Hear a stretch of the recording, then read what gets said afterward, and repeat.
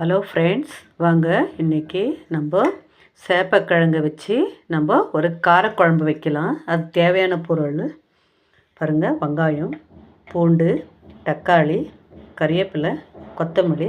பாருங்களா, இவ்வளோ புளியை போட்டு நம்ம கரைச்சிக்கலாம். கரைச்சிட்டு வாங்க செய்கிற முறை பார்க்கலாம். நம்ம இந்த சேப்பக்கிழங்கை நம்ம ஒரு 2 விசில் விட்டு எடுத்துக்கலாம். நம்ம வாங்க செய்கிற முறை பார்க்கலாம். வாங்க ஃப்ரெண்ட்ஸ், எண்ணெய் போட்டுக்கலாம். ஃப்ரெண்ட்ஸ், கடுகு போட்டுக்கலாம், கறிவேப்பிலை போட்டுக்கலாம், அதில் வெங்காயம், பூண்டு நல்லா வதக்கலாம், தக்காளி போட்டுக்கலாம், நல்லா வதக்கி விடலாம். தக்காளியை நல்லா வதங்கிட்டோம்.